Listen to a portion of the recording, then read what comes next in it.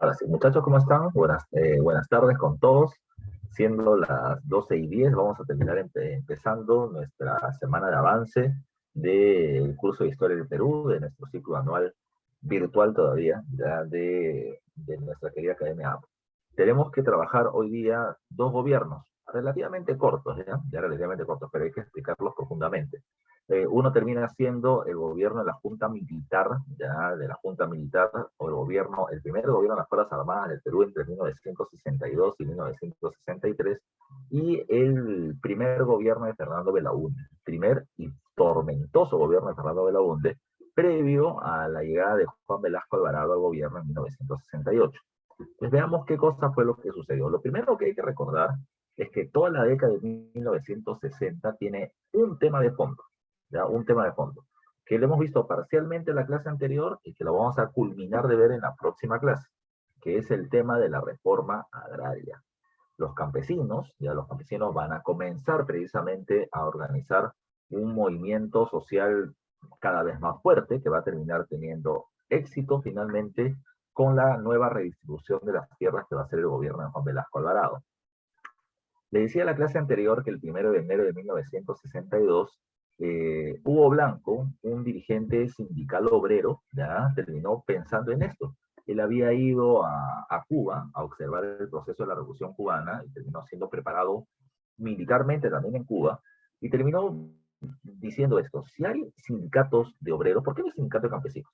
Y bueno, terminó formando un sindicato de campesinos en la zona del Valle de la Convención en el Cusco, y con ellos, el 1 de enero de 1962, terminó tomando por la fuerza las tierras de los gamonales, las tierras de los dueños de tierras de la sierra, de la selva del Valle de la Convención, y terminó exigiendo públicamente la reforma agraria, que los campesinos sean los dueños de las tierras.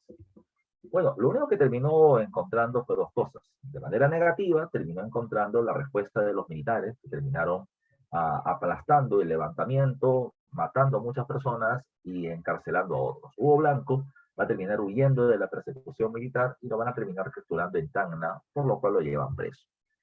Bacán, ya bacán. Pero lo que terminó siendo positivo de esto es que a partir de la represión contra el movimiento campesino que pedía reforma agraria en la convención, en varias otras provincias más dijeron: oye, ahí la gente se está protestando por la reforma agraria que yo también quiero hacer, entonces yo también voy a protestar en mi territorio. Y la protesta campesina exigiendo una redistribución de las tierras va a comenzar a tener eco y fuerza. El gobierno de Prado Ugarteche, ya el gobierno de Prado Ugarteche, cuando llegó al gobierno en 1956, tenía entre su plataforma de propuestas realizar una reforma agraria, ¿ya? Pero ese tema terminó quedando en el aire, ¿ya? Quedó en el aire. Ni Prado le dio fuerza, ni el Congreso, en donde los hacendados tenían poder, quiso precisamente terminar alentando mucho más ese proceso. ¿Qué pasó entonces? ¿Ya? ¿Qué pasó entonces? Lo que va a terminar pasando es que ahora, por las protestas que están multiplicándose, el presidente Prado, ya a finales de su gobierno, en febrero de 1962, va a terminar diciendo lo siguiente: señores, es cierto, es cierto. El tema agrario es un tema importante ya para el Perú, ya porque mucha de la población termina siendo campesina, ya termina siendo campesina. Nosotros habíamos hecho una propuesta de reforma agraria a inicio de nuestro gobierno, pero nos disculpamos porque no le hemos hecho un seguimiento para terminar llevando a cabo este tema que termina siendo un reclamo popular desde hace tiempo atrás. Pero hay un problema. Si bien los campesinos exigen una reforma agraria, y estamos de acuerdo, señores, de que ustedes están en lo correcto, el problema es que no tenemos un real conocimiento de la realidad del agro. Es decir, no sabemos cuántas tierras hay, no sabemos cuántas se pueden repartir, ni cuántos campesinos podrían ser beneficiarios, o cómo podríamos hacer para viabilizar esta reforma y una mejora en la producción agrícola. Entonces, les voy a pedir, dijo Prado, a la población, ¿ya? Les voy a pedir por favor que me den un tiempo para poder evaluar la realidad del campo, evaluar la realidad campesina y ver qué cosas podemos hacer. El pedido de Prado, te dije en la clase anterior, no le cayó mal a la gente. ¿Ya? A ver, me están preguntando por el interno. ¿Ya? Hola, ¿cómo estás, Emilio? La propuesta de Pardo no le cayó mal a la gente, al contrario, les pareció sincero lo que estaba diciendo Prado. O sea, no se puede hacer una reforma agraria en la chamba, hay que ver cómo está la situación Y Prado pidió tiempo para hacer algo llamado como el Instituto de la Reforma Agraria y Colonización. Bacán, ya bacán. El tiempo, la población dejó las protestas como para que el gobierno tenga su tiempo prudencial para poder entender la situación del país. Pero algo que le decía la vez pasada, estamos entre febrero y marzo de 1962, ¿ya? Las elecciones presidenciales son en abril. Prado se va en julio. O sea, este tema de la reforma agraria ya no era un tema suyo. Si bien era un tema del Estado y el próximo presidente lo tiene que ver, pues Prado decía, ¿para qué voy a terminar gastando mis fuerzas ya en un tema que yo no lo voy a poder resolver? Y lo ve el próximo presidente. Así que, comprado, lo que se hizo al final fue una convocatoria a elecciones presidenciales y el tema de la reforma agraria quedó ahí. Ahí estaba el Instituto de la Reforma Agraria viendo el tema, pero no se estaba haciendo nada más profundo. ¿Ya? Ahora, producto de ello, se van a convocar, repito, a elecciones presidenciales para el año de 1962. En las elecciones presidenciales del año 62 hay que tomar en consideración que van a haber tres candidatos de fuerza.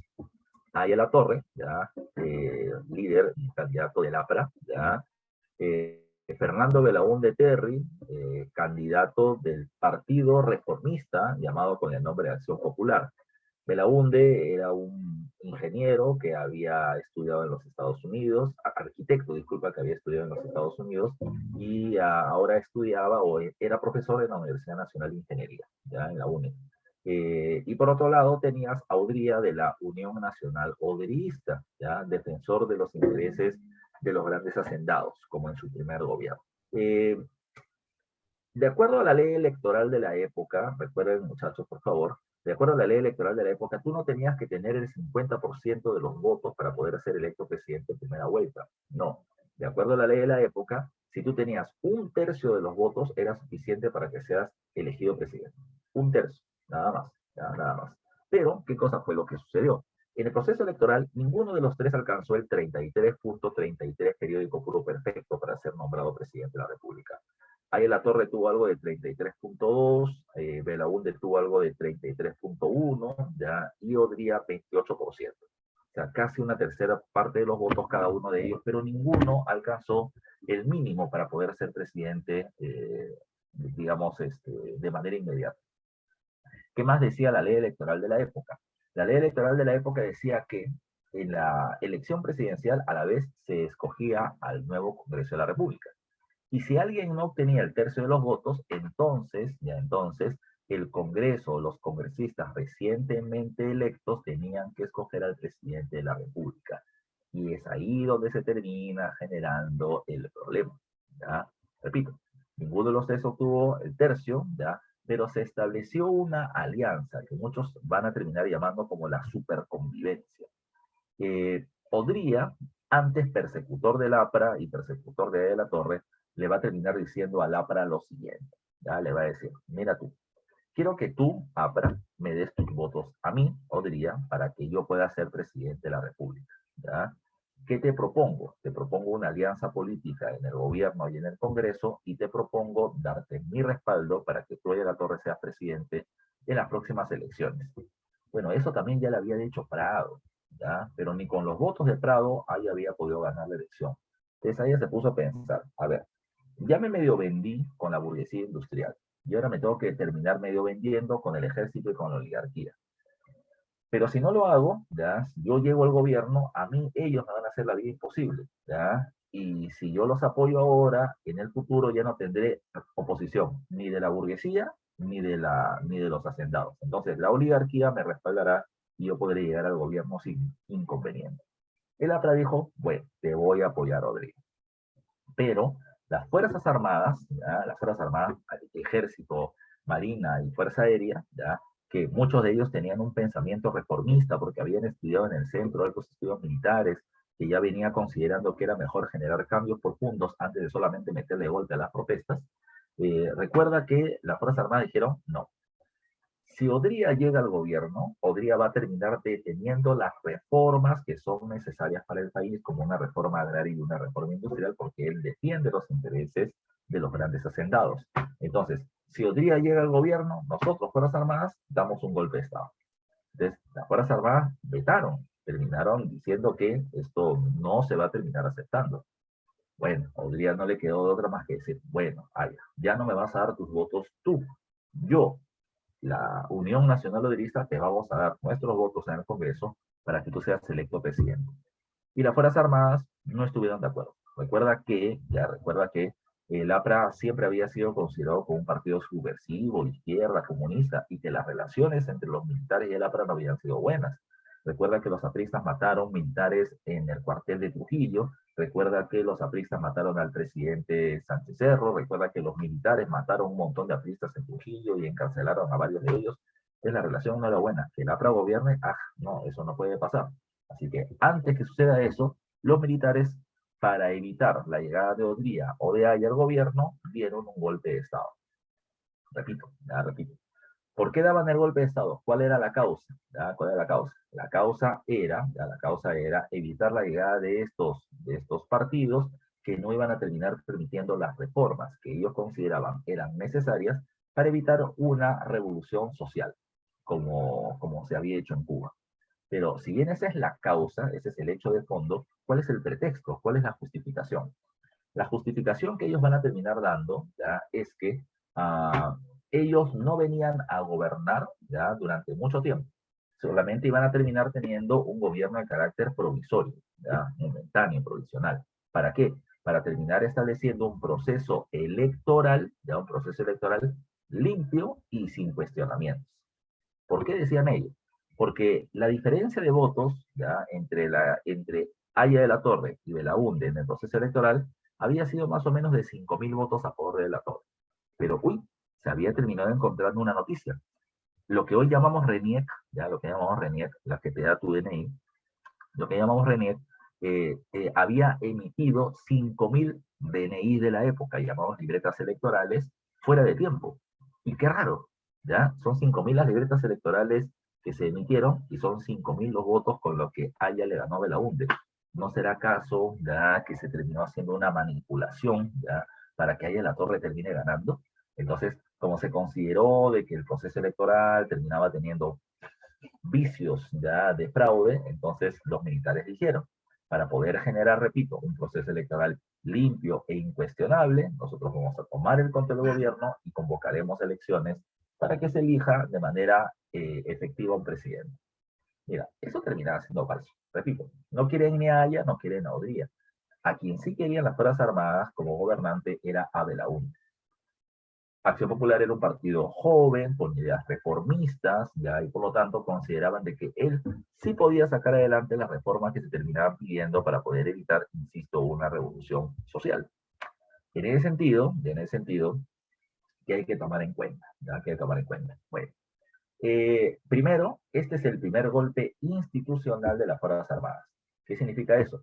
Todos los golpes de Estado previos que habíamos visto habían sido golpes de Estado del ejército, pero ahora están involucrados Ejército, Marina y Fuerza Aérea. ¿Ya? Segundo. Este grupo de militares planteaba, repito, un gobierno provisorio para convocar elecciones limpias, en donde ellos ya tenían un candidato que debía ganar, que era Fernando Belaúnde. Ellos van a apoyar la victoria de Fernando Belaúnde. ¿Cómo, profe? ¿Algún ejemplo, alguna prueba de ello? Simple.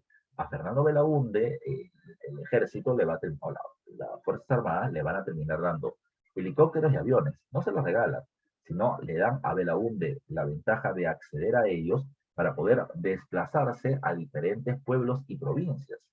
Terminar dando varios discursos en un solo día y terminar ganándose los votos de esa población con la cual puedan superar en el proceso electoral a sus contrincantes que son Haya y Odría. Solamente le dan a Belaúnde esa ventaja, no la dan a otros candidatos, por lo cual se notaba de que, repito, las Fuerzas Armadas veían en Belaúnde a una persona que estaba más acorde a sus ideas. ¿Ya?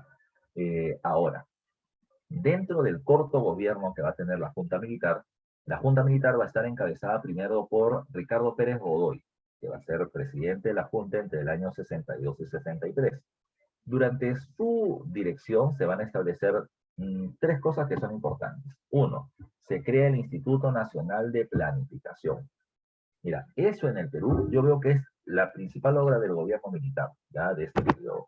¿Por qué? Porque el Perú y los peruanos nos caracterizamos por ser desplanificados, ¿ya? O sea, lo último que somos planificados, ¿ya? Todo el mundo hace las cosas a la chamba, ¿ya? Lo que hace el gobierno con este Instituto Nacional de Planificación es terminar planeando obras de largo aliento. Es decir, no una pistita como las que todos los fines de año, como ya estás viendo seguramente en tu barrio, se termina rompiendo todos los años por parte del municipio las pistas de alguna parte de tu barrio, porque con eso hay robo. ¿Ya? Con eso están terminando, intentando gastar el presupuesto que les corresponde anualmente y están solamente rompiendo por romper.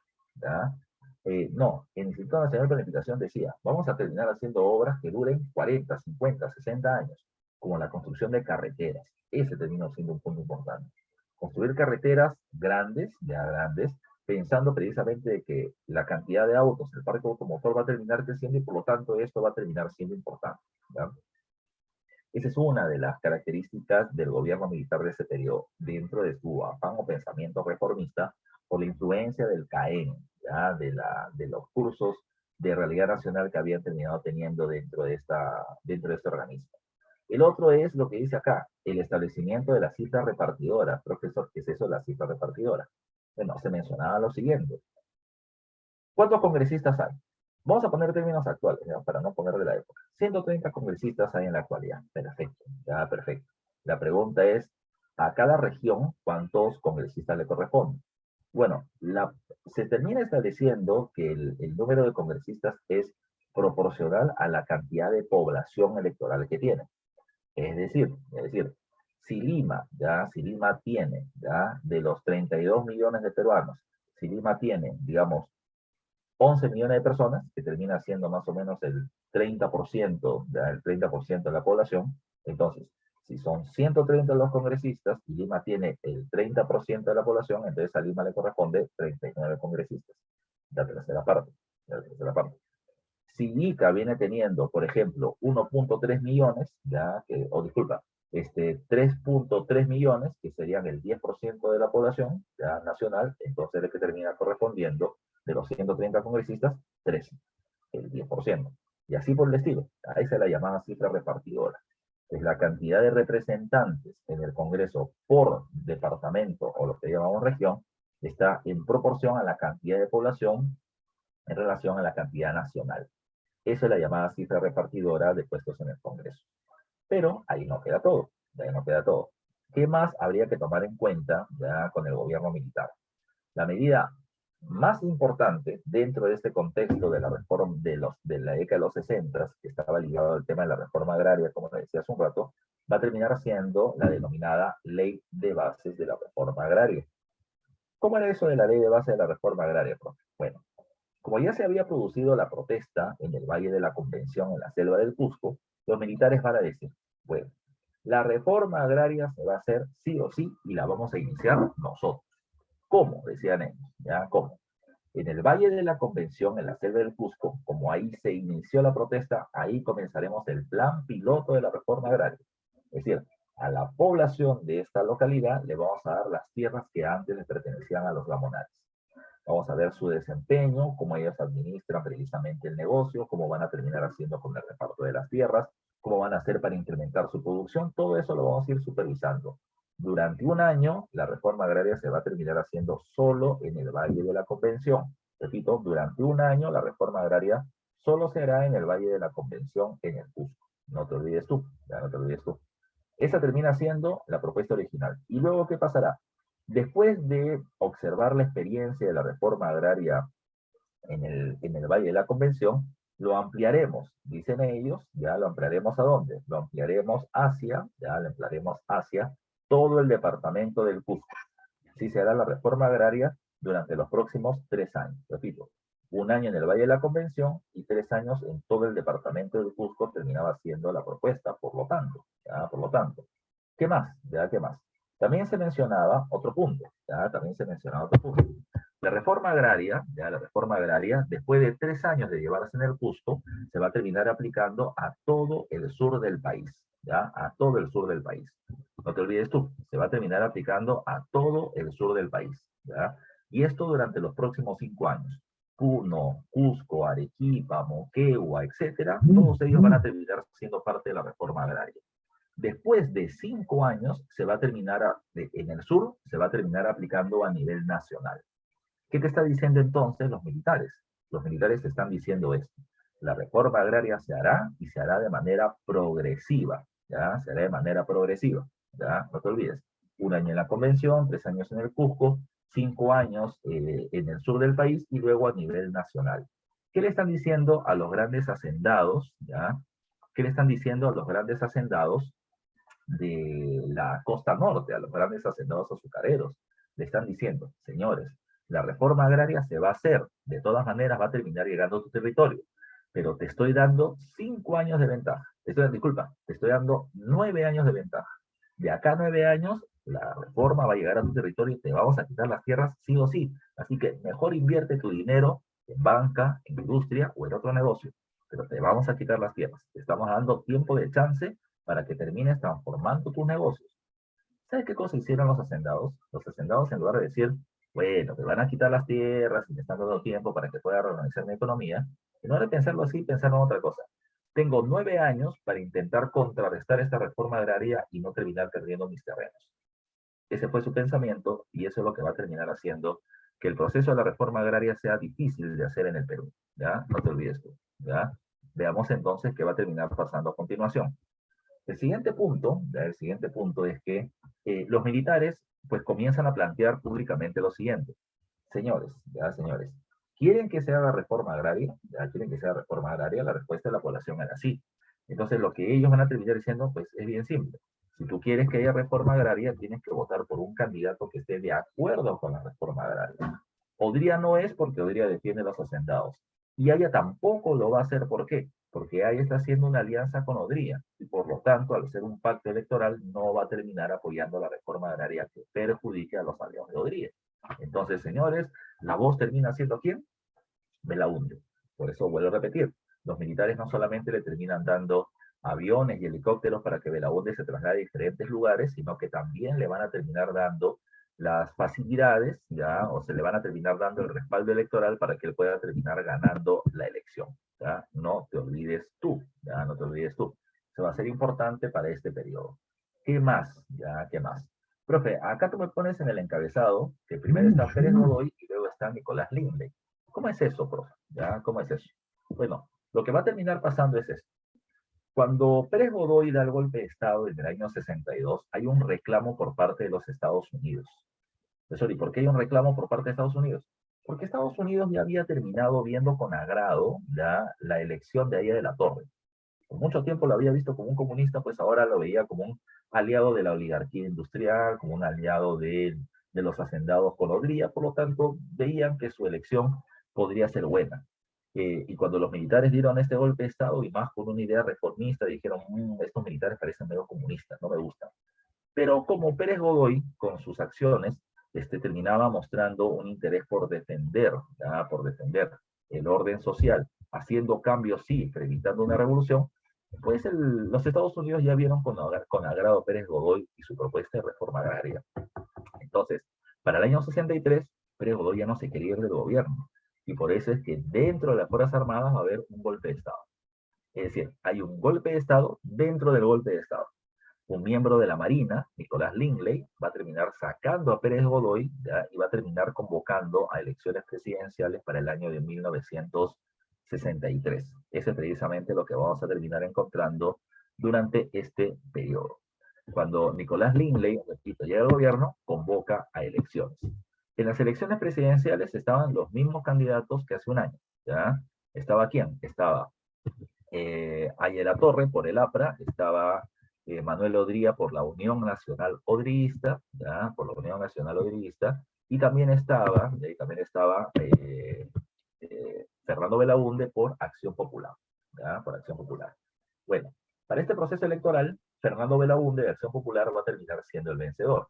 Y gana gracias al respaldo de las Fuerzas Armadas, que repito, habían hecho campaña por él y habían terminado dándole las facilidades logísticas para que él pueda terminar viajando a diferentes provincias, pero también tiene el apoyo, además de su partido Acción Popular, tiene el apoyo de otro partido de centro derecha que era el Partido Demócrata Cristiano. Con eso, Belaúnde gana la elección, pero tiene un problema de arranque. Ya tiene el control de la presidencia, pero no tiene la mayoría en el Congreso. La mayoría en el Congreso la viene teniendo la alianza entre el APRA y el odrismo. ¿ya? Entre el APRA y el ODRIS. Así que este grupo, esta alianza opositora, va a terminar convirtiéndose en una alianza obstruccionista. No es lo mismo opositor que obstruccionista. El opositor no está a favor de lo que tú planteas, no está a favor de tus ideas. Y puede que esté en contra de ti, ya puede ser que esté en contra de ti, pero podemos llegar a un acuerdo político para terminar llegando a un beneficio común.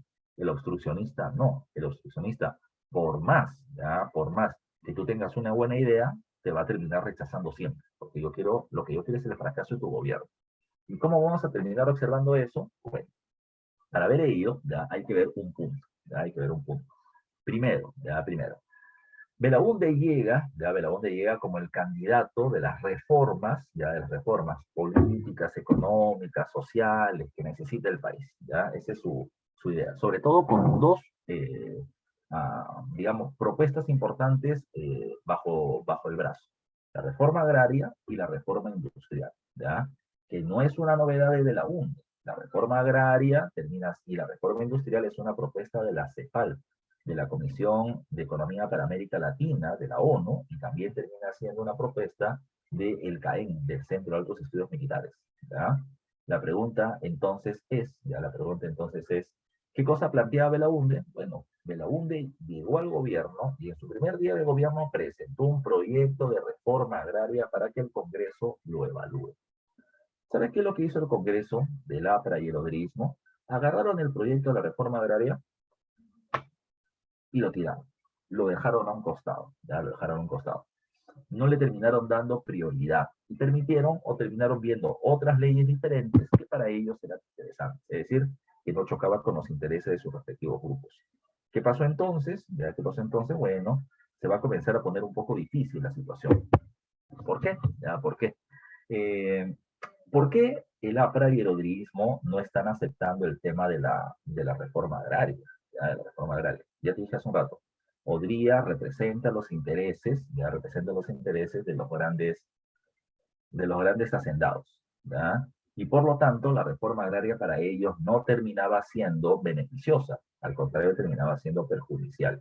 Y por eso mismo, es que no aceptaban la reforma agraria y no le iban a apoyar. Repito, no la apoyan porque su grupo político, su grupo directo de beneficio se vería perjudicado. Y segundo, el APRA no apoya la reforma agraria. ¿Por qué? ¿Por qué? Ahí hay un pero diferente. El APRA sí quiere reforma agraria. Es una de sus propuestas desde que se fundó el partido. ¿Ya? Está de acuerdo con hacer una reforma agraria. Con lo que no está de acuerdo es que la reforma agraria la haga Belaúnde y Acción Popular. Lo que el APRA quiere es que la reforma agraria la hagan ellos, ya la hagan ellos. Si Acción Popular hace una reforma agraria que termina siendo del agrado de la población, pues Acción Popular se convertiría en el nuevo partido del pueblo, y por lo tanto el APRA perdería esa condición, esa condición. Por lo tanto, ¿qué cosa le conviene al APRA? Al APRA le conviene un fracaso de Acción Popular, ¿ya?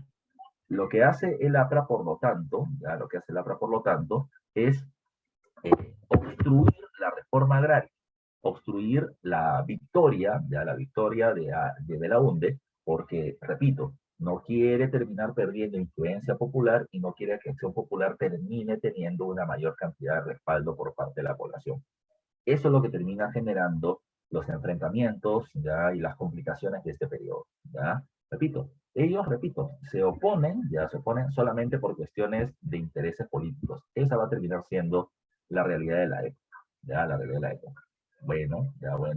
La consecuencia es que entre el año 1963 y 1964, la reforma agraria no se va a discutir, ¿ya? Repito, ¿eh? Entre el año 63 y 64 la reforma agraria no se va a discutir, ¿ya? No se va a discutir. Se va a terminar dejando en el aire. Bueno, recuerda que la población había terminado dando una suerte de permiso al gobierno de Prado para que evalúe el tema de la reforma agraria, para ver cuántos campesinos hay, cuántas tierras por repartir. Pero ya han pasado casi 2 años, no se está resolviendo nada. los campesinos nuevamente salieron a las calles a protestar y a tomar tierras como parte de su exigencia de la reforma agraria. Eso desestabilizaba al gobierno de Belaúnde. Pero ¿sabes lo que pasó? Belaúnde fue mucho más sabio. ¿Ya? Belaúnde fue mucho más sabio. ¿Qué es lo que sucedió durante ese periodo? Bueno, lo que va a terminar pasando, ya lo que va a terminar pasando es que Belaúnde le va a terminar diciendo a la población, cuando la gente estaba protestando, Belaúnde, en lugar de salir a decirle a la gente, señores, cálmense, no se pongan así, etcétera, no. Belaúnde salió a la prensa y terminó diciendo, señores que están protestando por tierras en diferentes partes del país, yo te apoyo, ¿ya? Yo te apoyo. ¿Y sabes por qué te apoyo? Porque, si no lo recuerdan, yo propuse un proyecto de reforma agraria y se lo entregué al Congreso para que lo evalúe. ¿Qué cosa ha hecho el Congreso con ese proyecto? Nada, lo ha terminado dejando a un lado. No le interesa tus necesidades, ¿ya? Así que Belaúnde fue muy vivo. La gente le echaba la culpa a Belaúnde de no hacer nada y Belaúnde, ¡pum!, le tiró la culpa al Congreso. Y el Congreso no supo qué hacer con esta papa caliente, con esta pelota que les habían tirado. El Congreso lo agarraron frío y el Congreso dijo, no, señores, tranquilos, tranquilos, ¿ya? ¿Qué vamos a hacer? ¿Ya qué vamos a hacer? Lo que vamos a hacer es lo siguiente, mira tú, vamos a evaluar el tema de la reforma agraria, denos un tiempo y vamos a sacar el proyecto de ley. Es años 64 que dijeron eso. Después de varios meses estirando y estirando y estirando el tiempo, en el año 65, el Congreso termina dando una ley de reforma agraria, que acá te estoy precisamente presentando con el puntero láser, ¿ya? La ley de reforma agraria, el Congreso la hizo en 1965, pero ¿cuál era el problema? Esa ley de reforma agraria terminaba siendo una payasada, lo mínimo que se puede terminar diciendo. ¿Por qué? Porque la ley de reforma agraria planteó que las tierras de los gamonales en la zona de la sierra, ¿ya? Sí se les quitaba y se le iba a entregar a los campesinos, pero previa indemnización millonaria, ya millonaria. Entonces repito, iba a haber reforma agraria en la sierra, sí, pero repito, con una indemnización económica que terminaba siendo gigantesca, ¿ya? Y eso a la población no le gustó. O sea, se supone que la reforma agraria busca el desarrollo de la población. El Estado no tiene por qué perjudicarse. Está bien, estamos chocando con una propiedad privada y se tiene que pagar seguramente algo, pero tanto no, ya tanto no. La gente no estaba de acuerdo. Iba a estar más en desacuerdo con la otra parte. Las tierras, las haciendas de la costa, a esas no se les iba a terminar quitando tierra alguna. Con ellas no se iba a chocar. Profesor, ¿cuál es el argumento? Bueno, el argumento era el siguiente. El argumento era el siguiente. Las tierras de la costa, ¿ya? Las tierras de la costa forman grandes haciendas agroindustriales. Es decir, son empresas con un gran nivel de tecnificación, ¿ya? Que terminan teniendo contacto con el comercio internacional, que son parte importante del mercado nacional integrado. Entonces, por lo tanto, chocar con ¿ya? Con esas empresas sería perjudicial para la economía nacional. Por tanto, a ellos no se les va a terminar quitando sus tierras. ¿Sabes qué pasó? ¿Ya sabes qué pasó? La gente terminó entendiendo en perspectiva lo que sucedía. No se está haciendo nada. No se está haciendo nada. No se está haciendo ningún tipo de gran cambio económico y menos social. Porque a los gamonales, que son más débiles, se les quita, pero pagándoles un montón de plata. Y a los hacendados muy poderosos, la oligarquía hacendaria no se choca con ellos, porque son los hombres más poderosos del país. Esta reforma agraria fue considerada una burla. Y esto hizo peor las tensiones sociales de la época, porque ya no solamente vas a ver campesinos protestando, sino que aparecen grupos guerrilleros. En 1965, diferentes personas que estaban de acuerdo con lo que había sucedido en Cuba con su revolución del año 59 y consideraban que era justa su revolución y que esta también se podía replicar en América Latina, ¿qué lo que hicieron? Bueno, estos personajes terminaron agarrando y yendo a Cuba, terminaron siendo preparados ideológica y militarmente por parte del gobierno de Fidel y de la revolución para intentar llevar a cabo la revolución en sus respectivos países. En el Perú surgieron dos grupos guerrilleros, ¿ya? Gente uniformada, con fusil en mano, con armamento, que intentó llevar a la práctica la propuesta del Che Guevara, del foquismo, ¿ya? No sé si han llegado, yo creo que todavía no llegan a ese tema en Historia Universal. ¿En qué tema están en Historia Universal? A ver, muchachos, respóndanme. ¿En qué tema están en Historia Universal?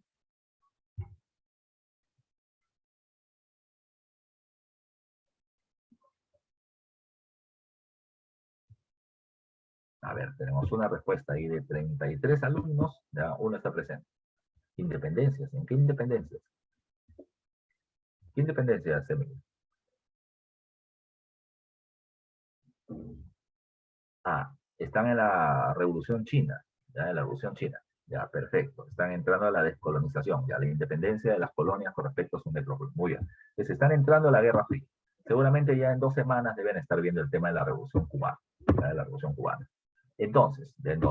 Cuando hablamos de la Revolución Cubana, insisto, el Che Guevara plantea una propuesta guerrillera llamada como el foquismo. Él dice, en regiones como América Latina, en la condición de pobreza, atraso en el campo, ¿ya?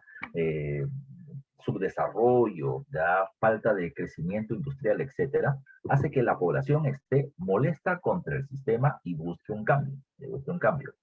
Pero, ¿ya? Si bien hay gente molesta, lo que falta es alguien que inicie una protesta para poder cambiar el sistema. Y a eso le llama el fojismo. ¿Qué es el fojismo? El fojismo termina siendo una suerte de, ante la oscuridad en la que se encuentra la población, que se prenda un foco es suficiente para que la población como luciérnaga se junte precisamente hacia la luz y termine siendo parte de esta revolución. O sea, es necesario que en un lugar donde las condiciones sociales están prestas para una revolución, es necesario que solamente alguien inicie una revolución y muchos se van a terminar sumando a ella. Esa es la idea del foquismo del Che Guevara. Entonces, vuelvo a repetir, tomando en cuenta de que acá había un fuerte atraso en el campo, una explotación con llanactonaje, que no se quería afectar a la oligarquía, que había una gran desigualdad social, bueno, esta gente, repito, que se ha preparado en Cuba, dijeron, pues acá en el Perú también se puede hacer lo mismo. Y nacieron dos grupos guerrilleros, de los cuales ya te he comentado por lo menos de uno de ellos, el MIR. El MIR era el Movimiento de Izquierda Revolucionario. El MIR era dirigido por Luis de la Puente Uceda, ya ex dirigente aprista, que se separó del APRA en 1956. Pero recuerdo, ya te comenté, ¿por qué en 1956, profe? Porque en el 56 ahí en la Torre le da su respaldo electoral a Prado. Y recuerde, te dije que un montón de apristas van a considerar que eso era una traición al APRA. Juntarse con la burguesía, y además con la burguesía que había reprimido a apristas en su primer gobierno, no era justo, era una traición. Y por eso mismo es que varios apristas van a terminar poniéndose o van a separarse de ahí a la Torre y forman el APRA rebelde. Ahora esta APRA rebelde se ha convertido en un grupo guerrillero, armado, que quiere desarrollar una revolución popular armada como la que se hizo en Cuba. Esa termina siendo la característica de la época. Eso es, repito, con Luis de la Puente Uceda. El otro grupo guerrillero es el ELN, el Ejército de Liberación Nacional, encabezado por parte de Héctor Béjar. Héctor Béjar, ya hasta hace poco, no sé si se acuerdan, cuando se inició el gobierno de Castillo, lo nombraron a él ministro de Relaciones Exteriores, ¿ya? Y va a durar poco tiempo porque le terminaron sacando que sí, que él había sido guerrillero, que se había enfrentado al Estado, que había sido un terrorista y que había planteado que la Marina de Guerra inició el terrorismo en el Perú, ¿ya? No sé si se acuerdan de esas cosas. Y no sé si escucharon luego de Héctor Béjar, porque Héctor Béjar lo terminó diciendo un montón de cosas más.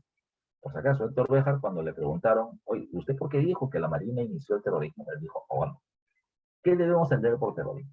Terrorismo es cuando alguien termina utilizando el terror, ¿ya? Para terminar manipulando el miedo de la población y terminar sacando algún beneficio político, como cuando Sendero terminaba matando funcionarios del gobierno y terminaba destruyendo torres de energía eléctrica, generando apagones y crisis económica. Eso es terrorismo. Pero en la década del 70 va a terminar diciendo él, durante el gobierno de Morales Bermúdez, pues la Marina de Guerra también terminó asesinando con bombas, ¿ya? Con bombas a un montón de opositores políticos. Por eso es que la Marina inició acciones terroristas en el Perú. Él no estaba diciendo que la Marina haya dado vida a Sendero, que la Marina sea terrorista, que hicieron actos terroristas, es lo que planteó. Eso ya se lo preguntaron después en una entrevista que hizo Nicolás Lucar, muy buena, ya muy buena, a Héctor Béjar. Pero, repito, Héctor Béjar ya lo habían terminado dilapidando y lo sacaron del ministerio. Pero regresando a Héctor Béjar de esta época, él va a terminar también preparándose en Cuba, con acciones guerrilleras y va a terminar formando el Ejército de Liberación Nacional, en donde participan muchos estudiantes universitarios, sobre todo de San Marcos, ¿ya? Entre ellos un poeta llamado Javier Heraud, ¿ya? Que va a ser algo así, un Mariano Melgar del siglo XX, ¿ya? Un pata que una flaca no le hace caso y decide meterse precisamente a la lucha guerrillera, ¿ya? La lucha guerrillera, siendo un joven de clase media alta, ¿ya? Pero repito, romántico en su acción precisamente de participar en la acción armada y en la revolución. En ambos casos, estos movimientos guerrilleros, repito, románticos, cuando digo románticos, recuerda, no es romántico de, ay, vive el amor, no, no, romántico porque ponen un ideal precisamente por delante, ¿ya? El ideal de la libertad, de la lucha popular, etcétera. Estos grupos románticos no van a terminar teniendo éxito. Y no van a terminar teniendo éxito por tres factores. Factor uno. No logran ganar, no logran ganar, porque la reforma agraria ya se había comenzado a realizar en el lugar donde ellos querían tener el respaldo de la población. Cusco, meseta pelada, zona de selva alta del Cusco. Ahí ya se había comenzado a hacer reforma agraria. Por lo tanto, cuando ellos llegan y le dicen a la gente, vamos a terminar tomando las armas para hacer la revolución del Perú, una revolución popular realmente democrática, bla, bla, bla, para acabar con la oligarquía, la gente los miraba y decía, ¿y para qué quiero reforma agraria, señor, si yo ya tengo mis tierras? ¿Ya? Entonces le van a decir, sí, tú tienes tus tierras, pero otros campesinos como tú no la tienen y debemos luchar todos precisamente por la igualdad. ¿Y por qué voy a pelear yo por él? ¿Por qué voy a arriesgar mi vida? Que él pelee, pues, ¿ya? ¿Yo para qué te voy a apoyar? Y de esa manera chocaron a los grupos guerrilleros. Número uno, es el primer factor por el que fracasan. Intentan promover el levantamiento de una población que ya tenía el derecho a los beneficios de la reforma agraria y no quieren arriesgar su vida. Segundo hecho por el que fracasan. La gente no quiere pelear con ellos porque no los conocen, ¿ya? Porque no los conocen. Porque estos grupos guerrilleros, ya repito, preparados en Cuba, pero nacidos en Lima en su mayoría, terminaban siendo blanquiñosos. Vamos a ponerlo así. Son blanquitos, ¿ya? Son blanquitos. Y sí, bueno, consideran que el campesino peruano también es importante y con ello se tiene que hacer la revolución. Pero es un blanquito que yo no conozco. Es un pituquito limeño, de clase media alta, ¿ya? Que ahora viene a paternalistamente a decirnos qué cosa es lo que tenemos que hacer. ¿Por qué me dice lo que tengo que hacer? Anda, dile a tu mamá, yo no te voy a terminar haciendo caso. Lo que tú consideras que está bien, a mí no me interesa, ¿ya? Y menos voy a terminar peleando por ti porque no te conozco y no me respetas, ¿ya? Tú vienes a decirme qué hacer, no vienes a preguntarme qué cosa quiero hacer yo. Y eso va a terminar generando el rechazo de la población.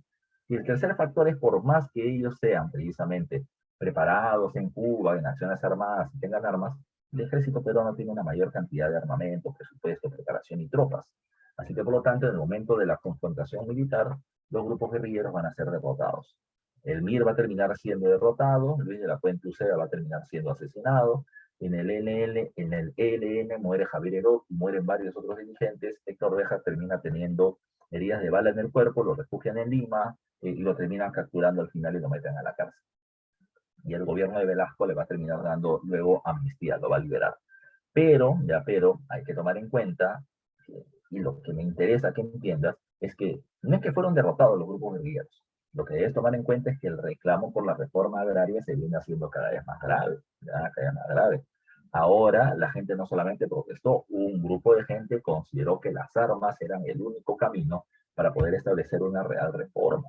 De tal manera que las tensiones sociales terminaban siendo cada vez más grandes, ya más grandes. Eso es lo que hay que recordar durante este periodo. Dejamos en paz el tema de la reforma agraria, que no se ha solucionado y que las protestas todavía siguen existiendo en diferentes poblados, ¿ya? Pero dejemos a un lado esto momentáneamente. ¿Qué otros puntos más hay que tomar en cuenta? No te olvides tú. Recuerda ya que fue Odría quien terminó estableciendo por primera vez el derecho al voto femenino electoral, presidencial, ya no te olvides tú. Y que recuerda también que las mujeres van a terminar votando por primera vez en la elección presidencial que terminó llevando a Manuel Prado Ugarteche a ser presidente de la República en el año 62. Bacán. O en el año 56, disculpa. Pero Durante el gobierno de Fernando Belaúnde se terminó permitiendo que las mujeres ya voten por primera vez en elecciones municipales. Esa elección municipal, ya esa elección municipal, sobre todo de este gobierno, es importante. ¿Por qué? Repito, por primera vez el pueblo elegirá a sus autoridades locales. Hasta antes el presidente del Ministerio del Interior elige a los, a los alcaldes, pero ahora el pueblo elegirá a sus autoridades locales. Para este proceso electoral, ya Fernando Belaúnde Terry, de Acción Popular, va a terminar respaldando a un candidato del Partido Demócrata Cristiano, que era Luis Bedoya Reyes. Ya, Luis Bedoya Reyes. El Tucán, Luis Bedoya Reyes, que si no me falla la memoria, hace unos meses ha fallecido, o todavía sigue vivo. A ver, voy a consultar el todopoderoso Google, ¿ya? Porque creo que falleció hace algún tiempo atrás, ¿ya? Sí, el 18 de marzo de este año terminó falleciendo con poco más de 100 años. Ya Luis Bedoya Reyes, líder precisamente luego de otro partido llamado el Partido Popular Cristiano. Bedoya va a ser un caso especial, ya, como alcalde. ¿Por qué? Porque su obra más trascendente, que aún sigue vigente, termina siendo el Zanjón. Así lo llamaba popularmente la gente, el Zanjón. ¿Qué es el Zanjón? Es una zanja gigante nada más, una apertura precisamente en la pista. ¿Y por qué lo llamaban el Zanjón? Bueno, el Zanjón es más conocido por el nombre de la Vía Expresa. La Vía Expresa, ya la Vía Expresa es por donde va, por ejemplo, del centro de Lima hacia Barranco, Chorrillos, Miraflores, ya es por donde termina yendo el Metropolitano, ya por esa pista, donde también hay pistas a los costados, precisamente para ir de venida de automóviles. Esta obra, ya en esa época, fue muy criticada, muy criticada. Por eso, ¿y por qué era tan criticada? ¿Por qué lo terminas poniendo así?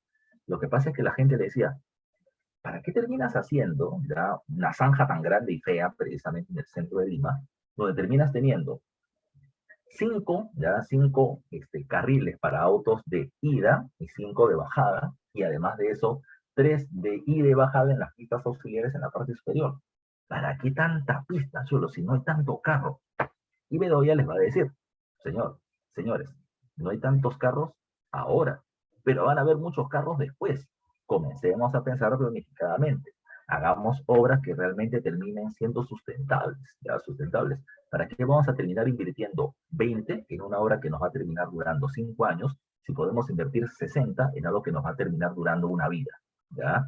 Entonces, le tenían restricciones a Bedoya, pero esa pista terminó siendo por muchos años luego, ya por muchos años luego, el lugar por donde terminaba transitando los autos más rápidamente. Ahora, si tú te metes por la vía expresa en la actualidad, en la noche, por ejemplo, para terminar bajando del centro, ¿no? de Barranco, Miraflores, Chorrillo hacia el centro, el tráfico termina siendo tremendo. Pero aún así es la vía más rápida, porque en la noche en Lima es un horror precisamente transportarse por algún tipo de automóvil, ¿ya? Pero bueno, esta es la gran obra monumental de Bedoya durante ese entonces. Se elige en todas partes. Ahora, esta elección de Bedoya es una elección muy especial. Luis Bedoya Reyes le gana la elección municipal, ¿ya? Le gana la elección municipal a, se me olvida el nombrecito, a la esposa de Manuel Rodríguez, ya se me olvida el nombre, ya se me olvida el nombre. Pero, ¿por qué el dato es importante? Espero que te acuerdes, yo te había dicho esto en la clase anterior o tras anterior. Te mencioné que Odría, en la recta final de su gobierno, establece el derecho a la mujer al voto, porque estaba pensando en cómo utilizo esto a futuro, ¿ya? Cómo utilizo este elemento políticamente a mi favor. Y es precisamente lo que va a terminar sucediendo. Odría va a terminar poniendo como candidata a la Municipalidad de Lima a su esposa, intentando cobrar los favores que había hecho cuando él había sido gobernante, ¿ya? Intentando que los sectores de los barrios populares que recibieron educación para sus hijos y comer popular y una vivienda, ¿ya? O las mujeres que tuvieron derecho al voto, pues terminen votando por el esposo de él. Y perdió por muy poquito, ¿ah? ¿Ya? Perdió por muy poquito. María Delgado se llama la señora. Perdió por muy poquito María Delgado frente a Luis Bedoya Reyes. Luis Bedoya Reyes tiene el apoyo de la prensa, del diario La Prensa, del diario El Comercio, y la señora María Delgado tiene el apoyo de un sector de la élite, pero era mujer, ¿ya? Pero era mujer. Y eso hace precisamente de que no la quieran terminar apoyando mucho, de que la gente desconfíe de que qué hace una mujer gobernando. O sea, ideas muy machistas todavía, pero ella irrumpe precisamente en la escena política nacional, ¿ya? En la escena política nacional. Sin victoria, pero, repito, importante, ¿qué más hay que tomar en cuenta con Fernando Belaúnde? Eh, Belaúnde, ya Belaúnde, antes de ser candidato a la presidencia, bueno, cuando fue candidato a la presidencia de la República, antes de ser presidente, él terminó escribiendo un libro llamado con el nombre de La conquista del Perú por los peruanos. ¿Ya? Así se llamaba su obra, La conquista del Perú por los peruanos.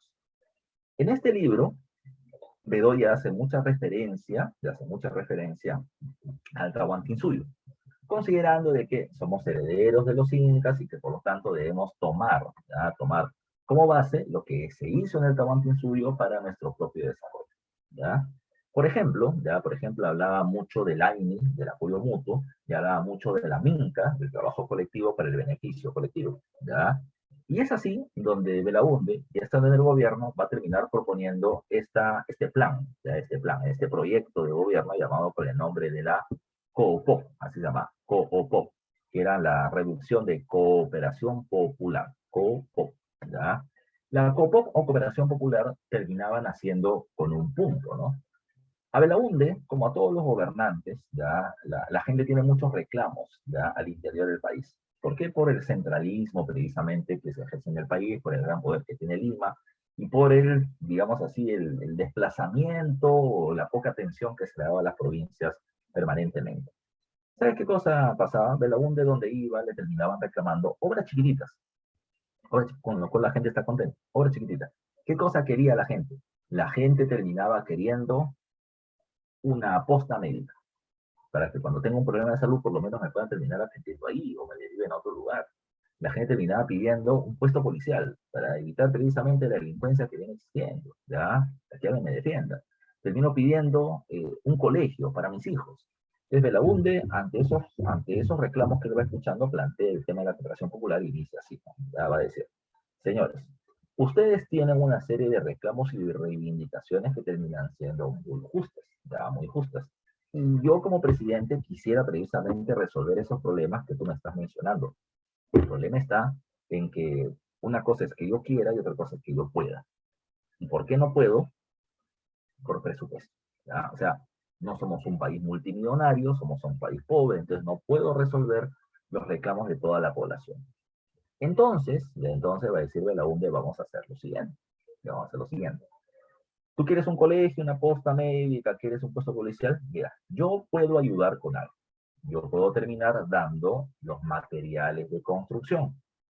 Y yo puedo terminar, si es un colegio, además de los materiales de construcción, te puedo dar el arquitecto que lo diseñe y que termine, el ingeniero que dirija la obra, y puedo darte los profesores para el colegio, o puedo darte los policías, ya, para el puesto policial, o la enfermera, el doctor para la posta médica. Pero la cuestión es que no puedo terminar pagando el salario de todas las personas que van a trabajar en la construcción. ¿Qué te parece si, ya que te parece si, yo te doy la mano de obra o yo te doy los productos, los insumos para la construcción, pero la mano de obra la ponen ustedes, la población? Bueno, ese fue el sistema de la cooperación popular. ¿Ya? El gobierno terminaba dando, repito, la mano de obra calificada, terminaba dando los insumos para la construcción, pero la gente daba la mano de obra para la construcción como tal. De esa manera se hicieron un montón de estas pequeñas obras en diferentes partes del país. Y cada vez que se inauguraba, ¿qué es lo que pasaba? Los presidentes que inauguran obras siempre van a terminar poniendo una plaquita en donde dice, esta obra se llama tal y la inauguró Fernando Belaúnde, presidente de la República, ¿no? El político siempre quiere que su nombre, ya que su nombre termine quedando a la posteridad, o que la gente recuerde que yo hice esa obra y por lo tanto me debes un favor, ya me debes un favor, porque en política todos son favores con votos, ¿ya? Pero lo que Belaúnde hacía era otra cosa. En lugar de poner Fernando Belaúnde Terry, presidente de la República, en la placa de inauguración de la obra decía, el pueblo lo hizo, ¿ya? Esa era la frase de la cooperación popular y del gobierno de Belaúnde. El pueblo lo hizo. Con su trabajo se terminó realizando esta obra. No te olvides esto. No te olvides esto. Otro punto que estaba dentro de los proyectos de Fernando Belaúnde. y está precisamente él intentando dar a conocer su propuesta en este mapa, ¿ya?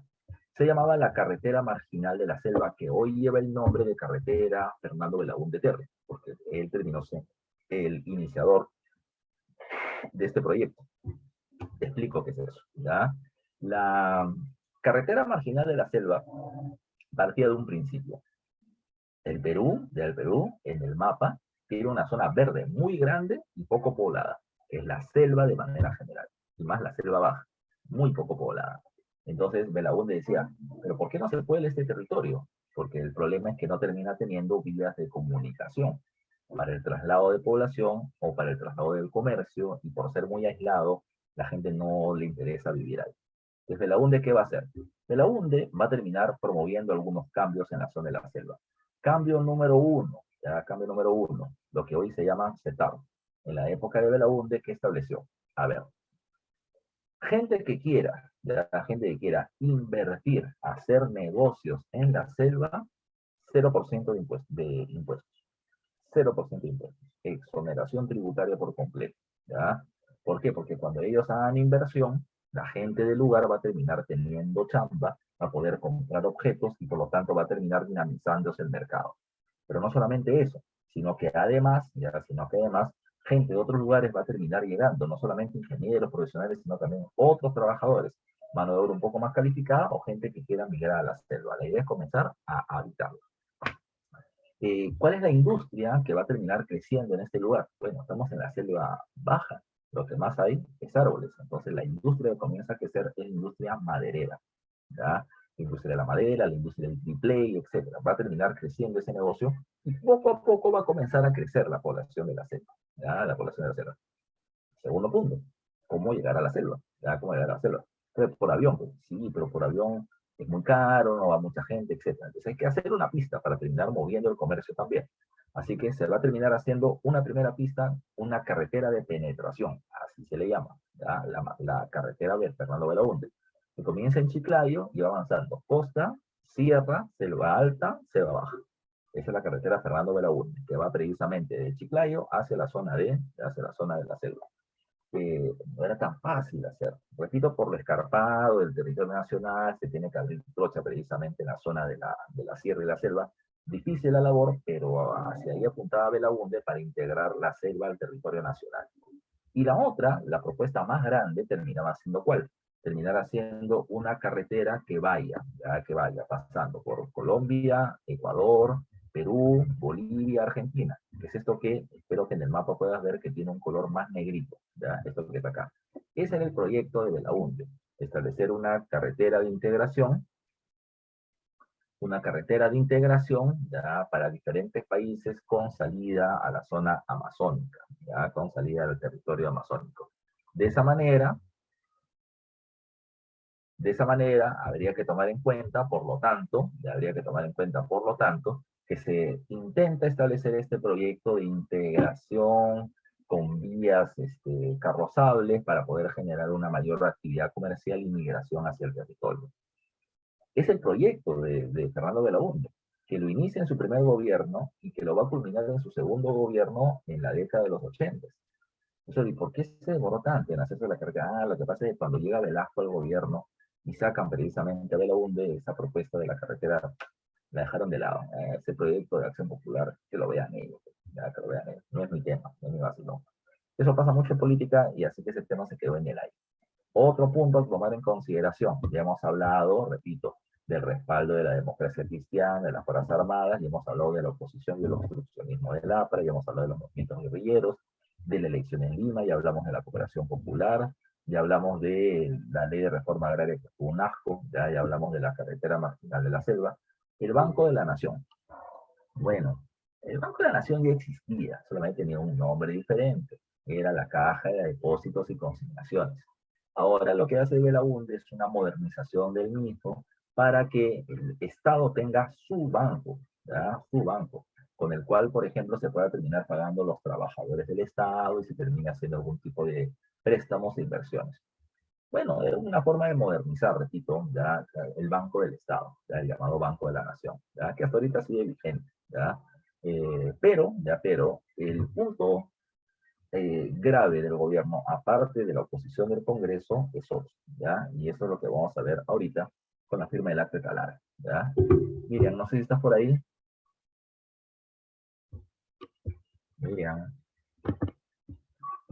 Profe, Miriam, ponle un ratito pausa, por favor, ¿ya?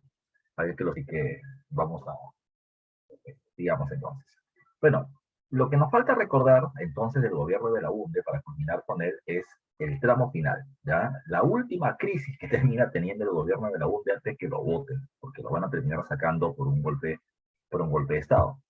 Para eso, eh, necesito que conozcan un tema de historia universal, que todavía no llega, ya, que todavía no llega, pero yo te lo voy a ir adelantando, ya, te voy adelantando. A ver, vamos a ubicarnos un poco.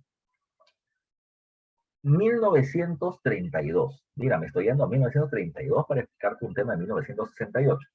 En 1932 llega al gobierno en Alemania Adolfo Hitler. Entonces, ¿qué tiene que ver eso con Fernando Belaúnde? Tiene que ver y ya vamos a ir viendo cómo. ¿Ya? En el año 32 llega Hitler al gobierno y Hitler, recuerden ustedes, ya va a terminar difundiendo una propuesta llamada como la teoría del espacio vital. El espacio vital era la justificación para la expansión territorial de Alemania sobre países vecinos, ¿ya? Argumentando que donde alemanes hay, Alemania debe gobernar. Y de esa manera, repito, se va a terminar invadiendo Austria, Alsacia-Lorena, etc. Este es un punto. Pero también recuerda ya que Hitler viene teniendo una política antisemita.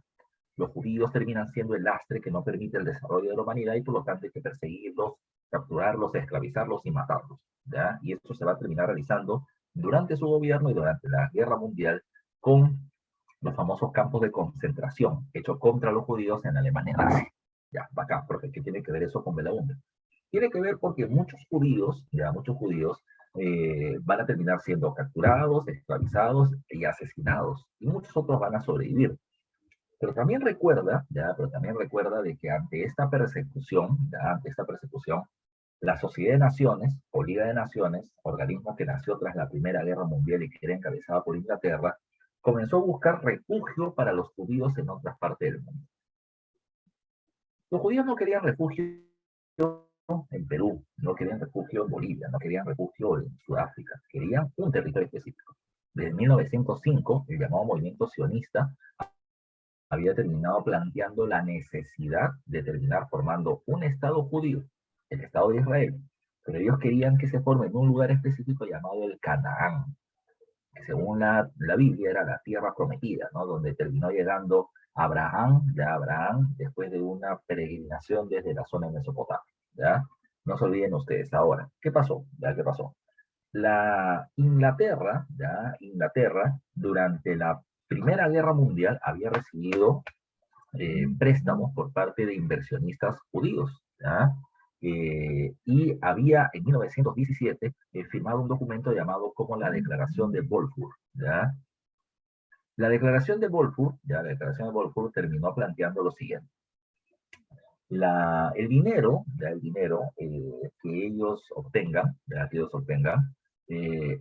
les terminaba garantizando, ¿ya? O sea, si los ingleses tuvieron dinero por parte de los judíos, los ingleses garantizaban y respaldaban la creación del Estado judío de Israel en la zona del Canaán, ¿ya? Recuerda tú, ¿ya? Eso lo vas a ver en el Historia Universal. Pero sucedió otra cosa más.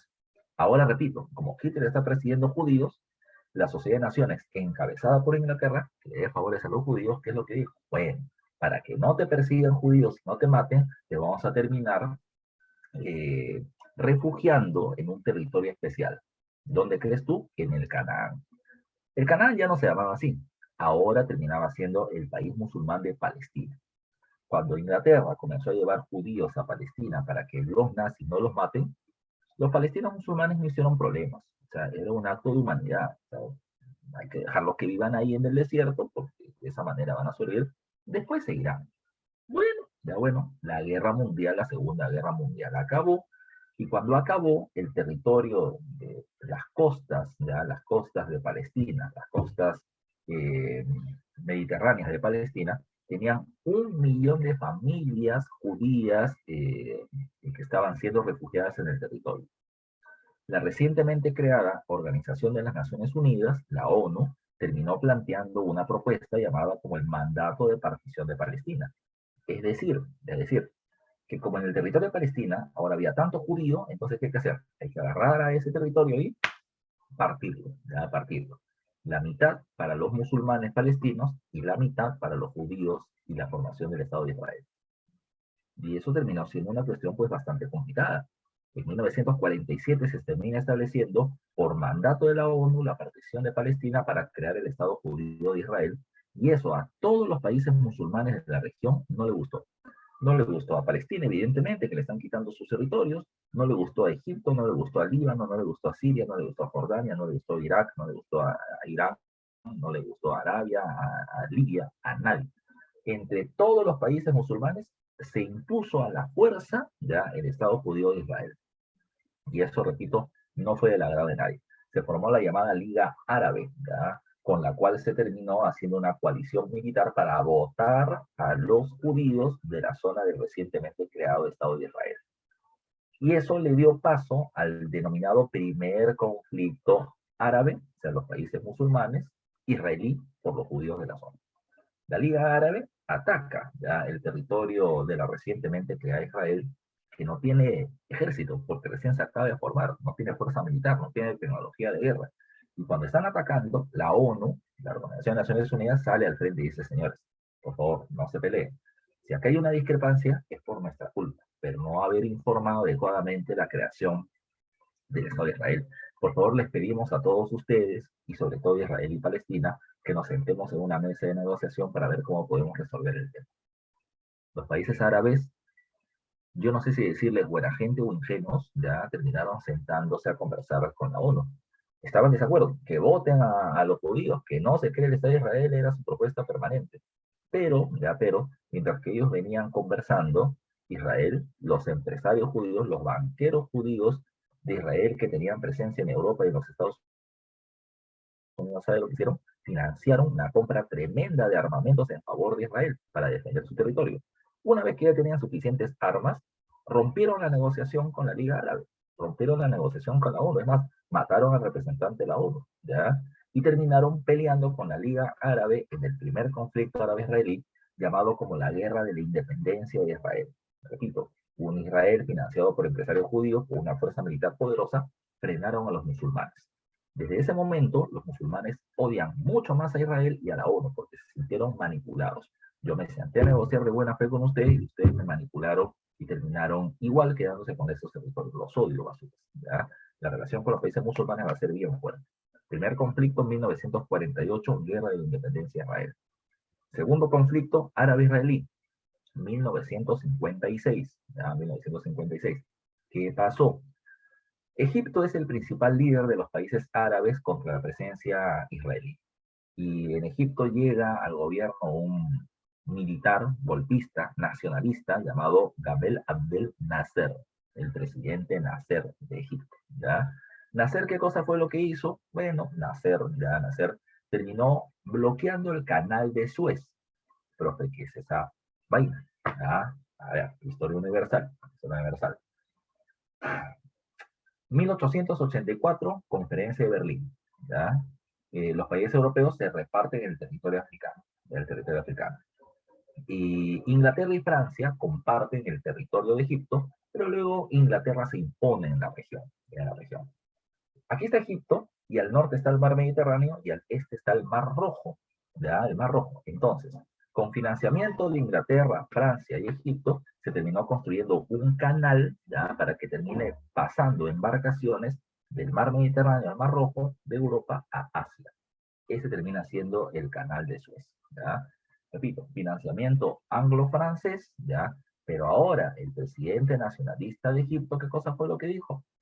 Como está dentro de mi territorio, mío, ya mío. Nacionalizó el canal de Suez, perjudicando los intereses comerciales de Inglaterra y Francia. ¿Ya? Como Inglaterra y Francia se han visto perjudicados, ellos van a terminar planteando otra cosa más. Le van a decir a Israel, oye Israel, ataca. Ya ataca. Ataca a Egipto, derrota a su gobierno y que el canal de Suez vuelva a ser para todos. ¿Ya? Ahora, ¿ya? Ahora, ¿ya? Lo que va a terminar sucediendo, ya, lo que va a terminar sucediendo es que, producto de ello, cuando Israel, repito, por apoyo inglés y francés, iban a atacar a Egipto, Egipto sacó un as bajo la manga. El as bajo la manga del presidente Nasser fue la Unión Soviética. Estamos en 1956, plena Guerra Fría. Cuando Egipto dijo, Unión Soviética, yo te elijo, bueno, la Unión Soviética dijo, a ver, ¿quién se va a meter con Egipto y con los países musulmanes? Todos los países musulmanes dijeron, wow, la Unión Soviética está con nosotros. Y en ese momento Israel se sintió, por lo tanto, amenazado. Y cuando Israel se sintió amenazado, ¿qué cosa fue lo que pasó? ¿Ya qué cosa fue lo que pasó? Automáticamente Israel recibió apoyo de otro país. Israel dijo, tú has elegido a la Unión Soviética, entonces yo, Estados Unidos, yo te elijo. Así que los dos votaron su Pokémon y comenzaron a pelear. Con la presencia de la Unión Soviética a favor de los musulmanes y de Estados Unidos a favor de Israel, la guerra, la guerra se detuvo, no enfrentamiento, pero la novedad es que este conflicto regional, este conflicto entre musulmanes y judíos, se convirtió en un conflicto propio de la Guerra Fría, porque la Unión Soviética salía a defender a los árabes e Israel salía o era defendido por los norteamericanos. ¿Ya? ¿Qué pasó además? ¿Ya? ¿Qué pasó además? Repito, eso es en el año 56. Profe, ¿pero qué estamos hablando de todo este tema si estamos hablando de la UNDE en el año 67? ¿Ya? Te explico la situación porque justo ahí viene a continuación el tema. En 1967, de 1967 se produce el tercer conflicto árabe-israelí, y allí sí estamos en el primer gobierno de la UNDE. El tercer conflicto árabe-israelí se le conoce como la guerra de los 6 días, ¿ya? De los 6 días. ¿Por qué? Porque una Israel sumamente preparada militarmente y con su objetivo de expandirse, en menos de una semana Israel terminó quitándole al vecino norte, Siria, le quitó una región llamada los Altos del Golán. A Jordania, vecino en el este, le quitó Cisjordania. A Palestina le quitó la mitad de sus territorios, ¿ya? Y al sur de Egipto le terminó quitando el desierto del Sinaí, la península del Sinaí. Con eso, Israel en menos de una semana duplicó sus terrenos, duplicó sus territorios. Y ahí quedó la situación. Pero lo que pasó es que Israel tenía el afán de seguir expandiéndose, ¿ya? Y ante ese afán, ya, ante ese afán, lo que va a terminar pasando, entonces estoy apreciando una obra de arte. Ante ese afán, lo que va a terminar pasando es lo siguiente. Arabia, el mayor productor de petróleo del mundo, ¿ya? Del mundo, ¿ya? ¿Qué es lo que hizo? Amenazó y dijo, si Israel sigue atacando países musulmanes, entonces nosotros dejamos de vender petróleo. El mayor consumidor de petróleo no es Israel, el mayor consumidor de petróleo termina siendo Estados Unidos y los países de Europa Occidental, que terminan necesitando el petróleo como combustible para sus automóviles y sus empresas, sus industrias. Entonces, ¿qué fue lo que pasó? ¿Qué fue lo que pasó? Lo que sucedió es que en ese momento, como la amenaza árabe afectaba a los países occidentales, industrializados, Inglaterra y Estados Unidos le dijeron a Israel, deja de atacar. Tus acciones nos amenazan a nosotros, por lo tanto, deja de atacar. E Israel lo dejó de hacer. Ya, bacán, profe, no entendí. ¿Qué tiene que ver todo eso con el Perú? Tiene que ver y mucho, porque con la sola amenaza árabe de dejar de vender petróleo, las alarmas se encienden en las bolsas de valores a nivel internacional. Entonces, se comenzó a especular. Si Arabia deja de vender petróleo, el petróleo se reduce y al ser muy escaso el precio sube y comienza a dispararse el precio del combustible a nivel mundial, solo por la amenaza, ni siquiera porque lo hizo, solo con la amenaza árabe de dejar de vender petróleo, el precio del petróleo a nivel internacional subió. Ya, bacán, profe, ya entendí por ahí, que tiene que ver con el Perú. Tiene que ver mucho porque en el Perú, el petróleo, el combustible que nosotros consumíamos, terminaba siendo obtenido de la refinería de Talara, ya, de Talara, de la Breve Parinas, por una empresa que es la norteamericana International Petroleum Company, la IPC, ya, la IPC. Entonces, ¿qué pasó? Ya, ¿qué pasó? Como el precio internacional del combustible subió, el precio del combustible en el Perú también subió. Cuando sube el combustible, suben los transportes. Cuando suben los transportes, suben los alimentos. Lo que no sube son los salarios. Y la gente está molesta en las calles porque está subiendo el combustible y es alguien el que aprovecha el caso. El APRA. ¿Ya? El APRA.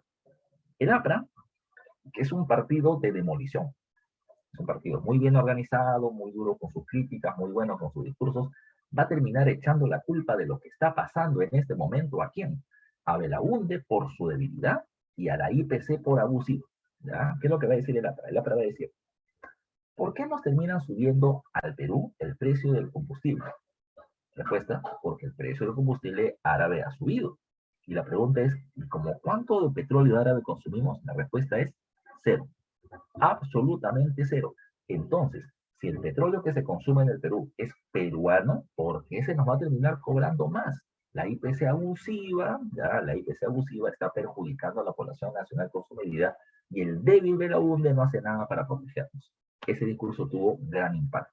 Como la gente escuchó esta propuesta del APRA y dijo, sí, sí, sí, tienes razón, entonces el APRA se fue de avance y terminó planteando qué debería hacer un gobierno que se preocupe por el país, debería estatizar la IPC.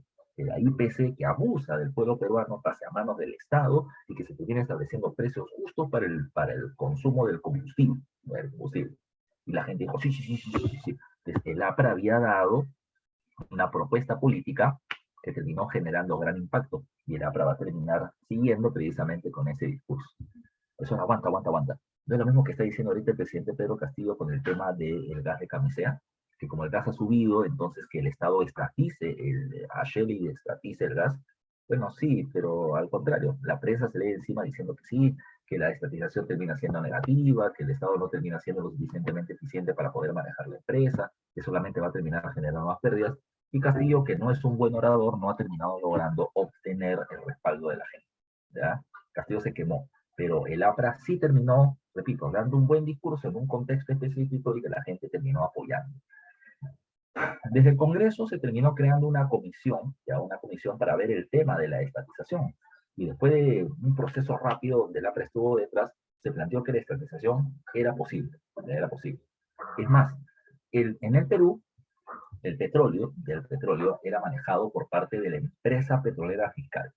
Esa terminaba manejando la exploración, la prospección, ¿ya? Y la explotación del petróleo en la zona de el Zócalo continental, en el mar, en la zona de la selva, ya en la zona de la selva y en otras partes del país.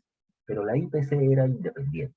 La IPC se manejaba por su propia cuenta. Era un enclave norteamericano dentro del Perú. Hacía lo que quería.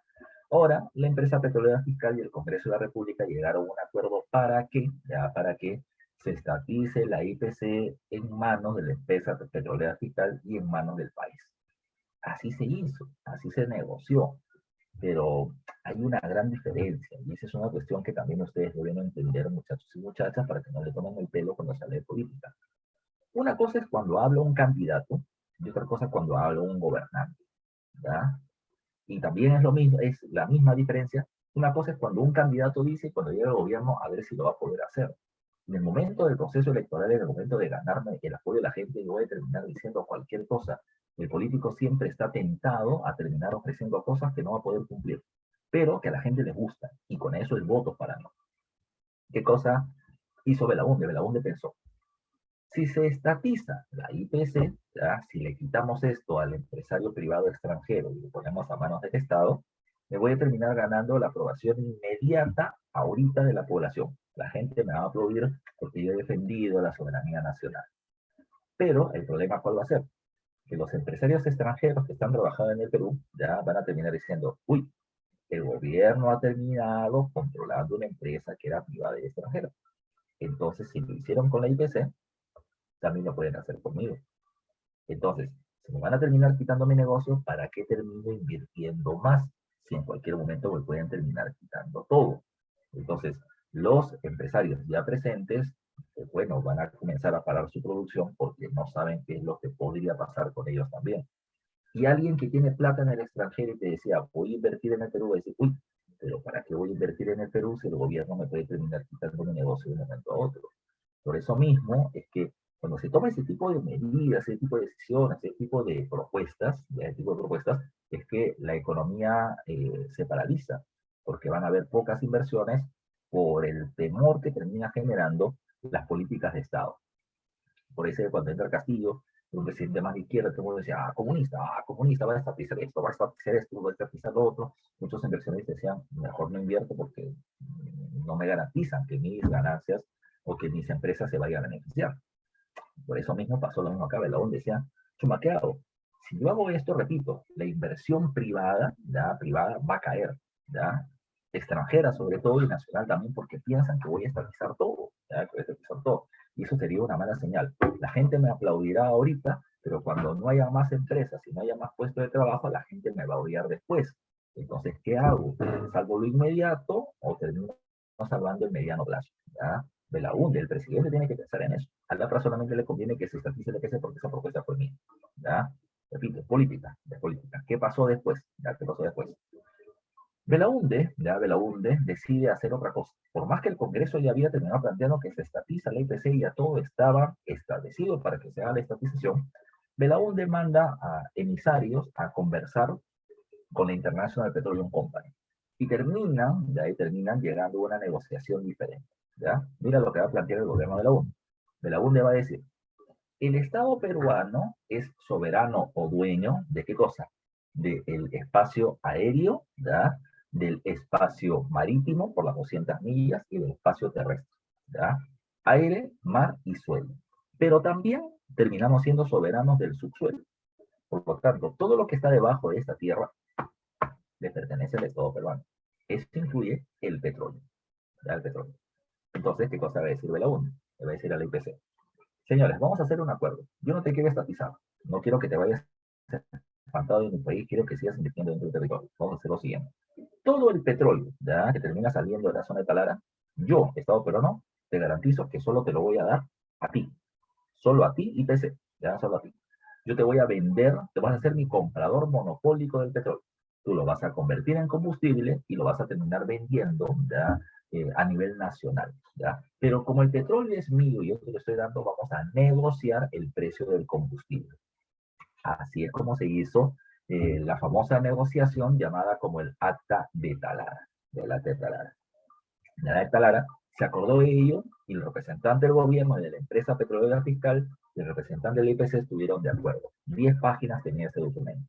Cuando se firmó, cuando se suscribió, el representante de la empresa petrolera fiscal del Estado peruano llegó a un acuerdo con el representante de la IPC e hicieron un cálculo matemático de cómo se iba a terminar estableciendo el precio del combustible, ya que el petróleo era del Perú. ¿Ya? Así que se hizo una fórmula matemática de cómo se establecería el precio del combustible. Bacán, hasta ahí todo bien. Para De la UNDE, esto terminó siendo un gran éxito. Reduzco el precio del combustible, reduce el precio de los alimentos, la empresa privada va a terminar estando contenta porque no se estatiza a nadie, no voy a terminar perdiendo inversiones y termino teniendo una buena gestión. Eso era lo que Belaúnde quería vender, pero le salió mal porque lo traicionaron, porque esa es la única palabra que se puede entender.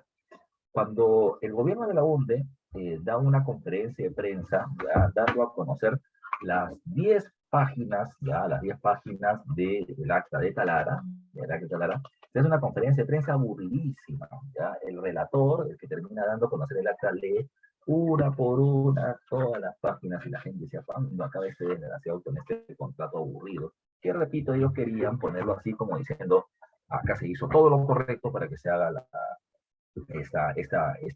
este pacto, este acuerdo. El problema estuvo en esto. Se mencionaron las 10 páginas de la Talara, el gobierno de la UNDE salió a decir que era una gran medida para el país y todo lo demás. El problema es cuando el representante de la empresa petrolera fiscal va a terminar diciendo luego lo siguiente. Ya va a terminar diciendo luego lo siguiente. ¿Qué va a decir? Aguanta. Ese documento que ustedes han mostrado tiene 10 páginas. Pero hubo una página extra en donde de mi puño y letra hicimos el cálculo matemático para el precio del combustible. ¿Dónde está esa página? A esa página se le bautizó en la prensa con el nombre de la página 11 del Acta de Talara. ¿Dónde está eso? El APRA, ¡bum!, aprovechó así como Pitbull, terminó viendo la sangre, comienza a salir, ¡ja!, se agarró del cuello de esa propuesta y comenzó a decir, claro, pues, ya, esa página no se ha mostrado. ¿Por qué? Porque seguramente en ese cálculo se termina observando cómo se beneficia a la empresa extranjera porque Belaúnde es un vendepatria, defensor del imperialismo, opositor al pueblo, porque está haciendo este negocio por debajo de la mesa, porque no quiere que se estatice este PC, porque seguramente tiene intereses económicos en este negocio, porque seguramente le han ofrecido plata y bla, bla, bla, bla, bla.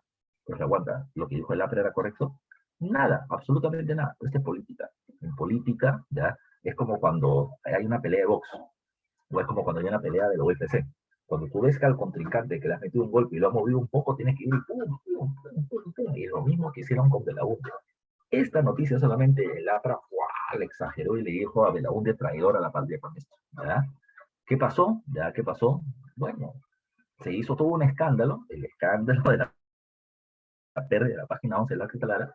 ¿Y no sabes qué cosa hizo el gobierno? El gobierno levantó el teléfono, que evidentemente no va a celular, te da el teléfono y termina diciendo al IPC, oye IPC, tú tienes ese documento que, donde está el cálculo matemático, ¿no? Sí, sí, yo lo tengo acá. ¿Me lo puedes faxear? Que era una forma de terminar dando un email en esa época. ¿Me lo puedes faxear? Sí, lo faxeamos. 2 días después, en todos los medios de prensa, salió la página 11. Esto es lo que se ha hecho. Esta es la página 11, un cálculo matemático. Los dos lo sabemos. Sabemos cómo vamos a establecer el precio. No se ha escondido nada. Pero no importa. Ya se hizo el escándalo. Ya se hizo el escándalo. Para ponerte un ejemplo, ¿ya? Para poner un ejemplo así de cuestión coyuntural actual, ¿ya? De cuestión coyuntural actual, algo así, sumamente importante. Se descubre que el gato Cuba le terminó haciendo infiel a Melissa Paredes, ¿ya? Bueno, si se descubre y termina saliendo en la prensa, normal, ya normal. Ya se hizo todo el daño. Melissa Paredes es una tal por cual, es una tal por cual. El gato Cuba también es tramposo, pero ya se hizo todo el escándalo previo y eso nadie lo va a terminar resarciendo.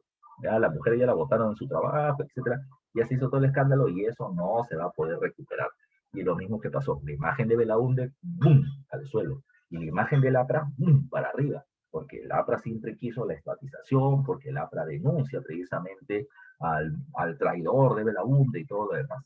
Así es como terminaron pasando las cosas. ¿Ya? Estamos en septiembre de 1900, ya, un ratito, muchachos, bueno.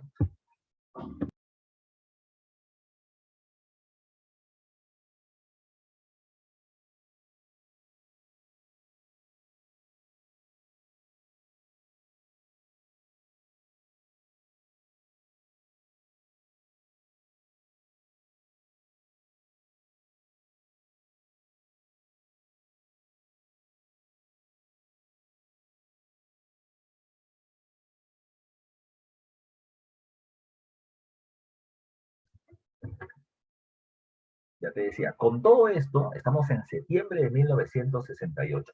En marzo del 69 son las elecciones presidenciales. ¿Y quién tenía ya casi todo el camino abonado para ganar la elección? El APRA.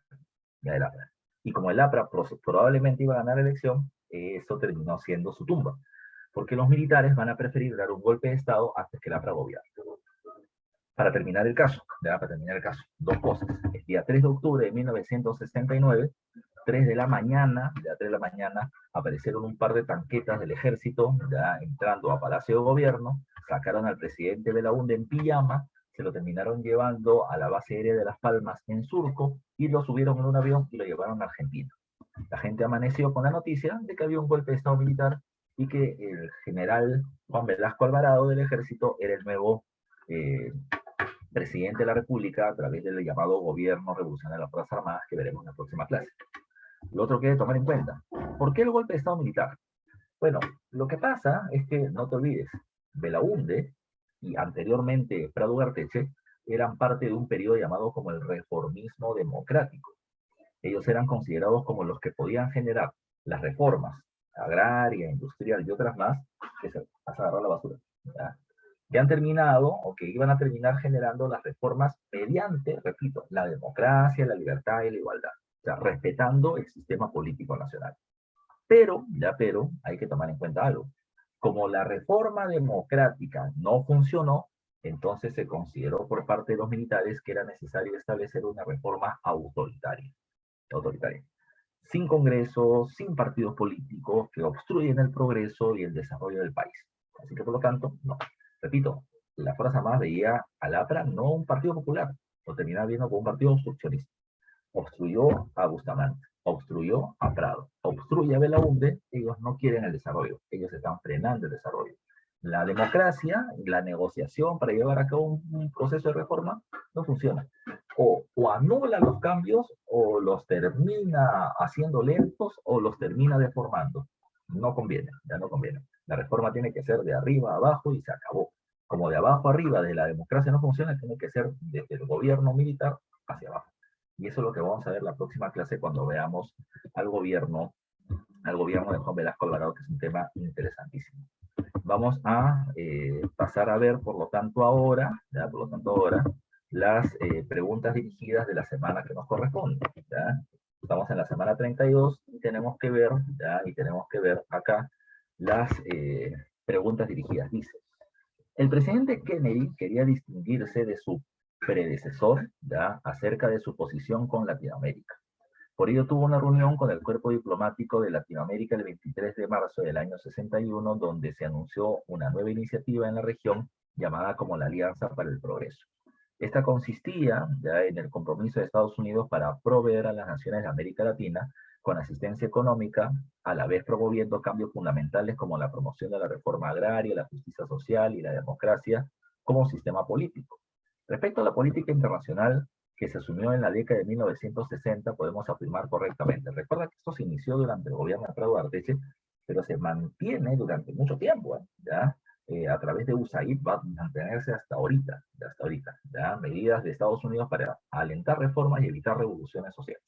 Dice, respecto a la política internacional que asumió de la década de los Estados Unidos del 60, podemos afirmar correctamente que, uno, en general, la prensa y las élites políticas reaccionaron con entusiasmo hacia los planes de Washington. Bueno, sí, recuerda que el Perú se adhiere, porque había plata, más negocio, más comercio, etc. ¿No? El Perú no tenía una posición de izquierda, era muy pro-norteamericano. La una está bien. Dos, incluso la prensa, el diario La Prensa, de tendencia conservadora, se manifestó a favor de seguir dicha política internacional. Sí, porque eso terminaba sirviendo para frenar el comunismo, que la prensa, o que el diario La Prensa, defensora de la élite económica, estaba de acuerdo en hacer. Y la tres, hubo un claro rechazo del gobierno debido a la propia política económica que difería de los lineamientos de Norteamérica. No, al contrario.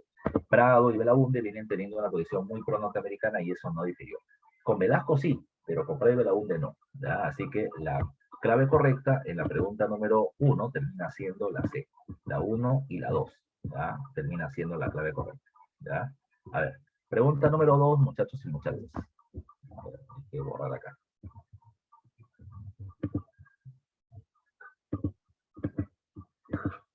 A ver, pregunta número 2. Dice, en la década de 1960, o en las elecciones del 62, ningún partido logró mayoría que establecía la Constitución del 33 para ser presidente. En ese caso correspondía, según el mandato de la Constitución, que el Congreso recientemente electo escoja al presidente de la República. ¿Ya? Dice, la elección del presidente por el Congreso entre los candidatos más votados. No, entre los candidatos existentes nada más. La juramentación de la Torre como presidente de la República, por haber obtenido más votos, no, porque tenía que obtener el tercio. La realización inmediata de una segunda vuelta, no. Dice, un régimen militar que garantiza una transición democrática del gobierno. A ver, repito. Ya, dice, entre los candidatos más votados. Claro, entre los candidatos más votados. No entre dos, sino entre en general los candidatos que más votos habían recibido, que eran los que más representantes en el Congreso tenían. Ahí La Torre, Odría y Belaúnde. Ya, no te olvides que habíamos hablado de eso. En la 2 la clave es la A. Pérez Godoy se desempeñaba como presidente del Comando Conjunto de las Fuerzas Armadas cuando se dieron las polémicas elecciones del 62. En los días siguientes, el militar desconoció las elecciones, haciéndose eco de las denuncias de fraude en varios departamentos. Ante la insistencia del jurado electoral de continuar con el escrutinio, pese a que se había denunciado el fraude, las Fuerzas Armadas dieron el ultimátum al jurado electoral para que se anulara la elección y convocara a otras, lo que no se consiguió.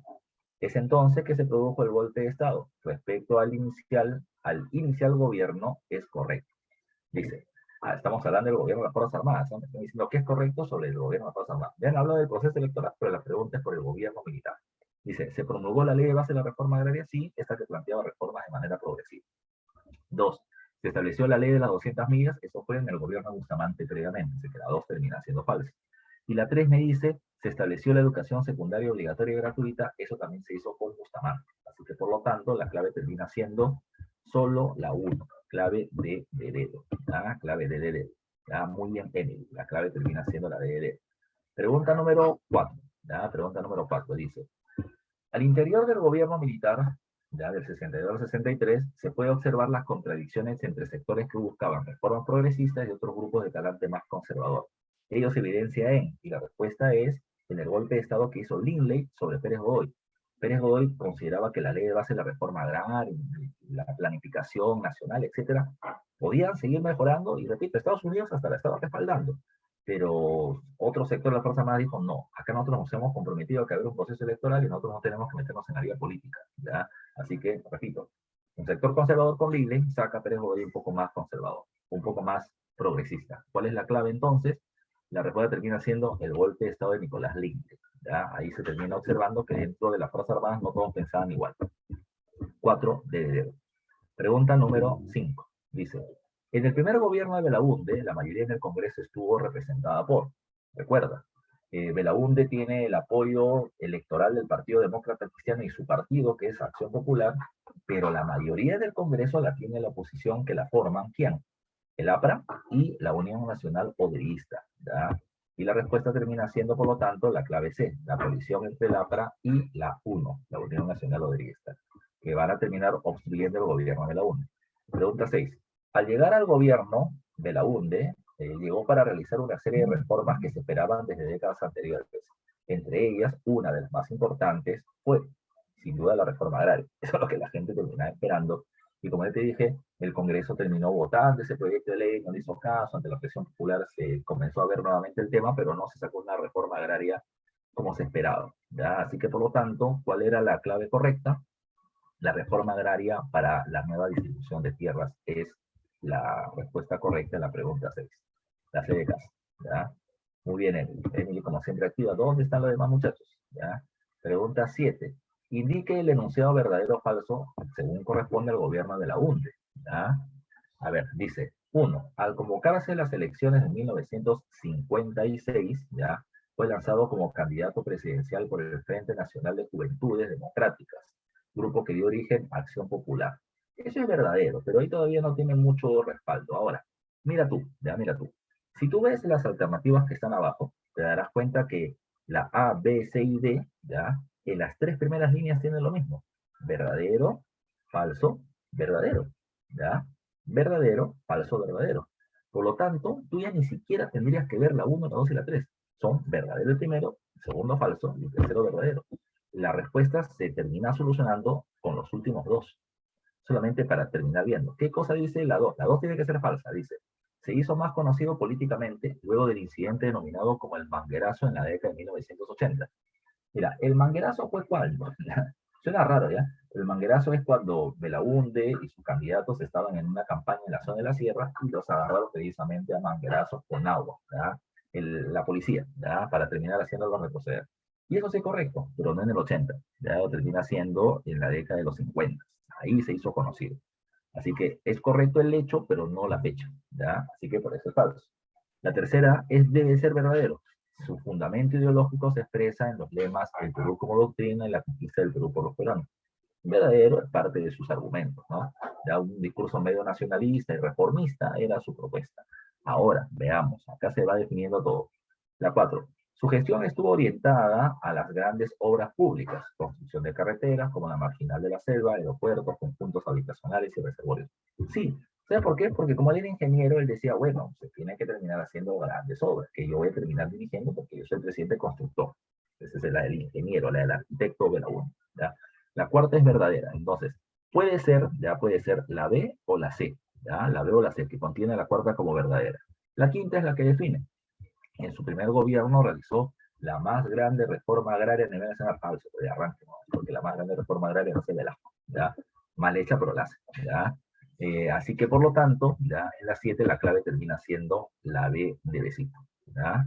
No, la C de casa no, ¿ya? La C de casa no, la más grande reforma agraria es la de Velasco, ¿ya?